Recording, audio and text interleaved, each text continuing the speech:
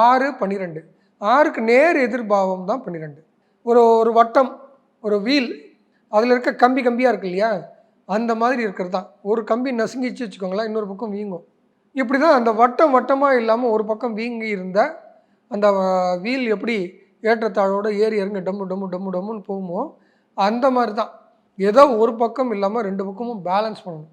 கடனும் விரயமும் ஒரு பேலன்ஸ்குள்ளார இருக்கிற விஷயம். அதே மாதிரி தான் நம்ம 6 பேசிகிட்டு இருக்கோமோ 8 பேச வேண்டாமான்னா, 8 தீரா கடன். தீரா கடன் அப்படிங்கிறது 2ஆம் பாவத்துக்கு எதிர்பாவம். அப்போ வருமானத்துக்கு எதிர்பாவகம். அப்போ தீரா கடன் எங்கேருந்து வருதுன்னா, கடன் இல்லை, அது வருமானம் குறைவுன்றது அர்த்தம். வருமானத்தை கூட்ட வேண்டிய அவசியம் இருக்குது அப்படிங்கிறதும், ஏற்கனவே செய்த வினைகள் அதை நம்ம பிளான் பண்ணாமல் எக்ஸிக்யூட் பண்ணாததுனால இன்றைக்கி தவறான ஒரு முடிவில் வந்து நிற்குது அப்படிங்கிறது தான் 8ஆம் பாவம், தீரா கடன் அப்படிங்கிறது.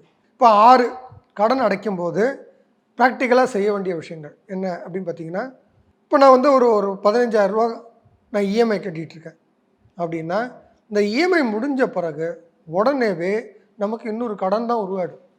அப்போ அந்த கடன் வந்து பேலன்ஸ் பண்ணணும் அப்படின்னு நினைக்கிறவங்க முதல்ல என்ன பண்ணணுன்னா, 15,000 இஎம்ஐ கட்டுறீங்களா, எவ்வளோ இஎம்ஐ கட்டுறீங்களோ அவ்வளோக்கு அவ்வளவு உங்களுடைய சேமிப்பு இருக்கணும். சேமிப்புன்றதும் 12ஆம் பாவம்.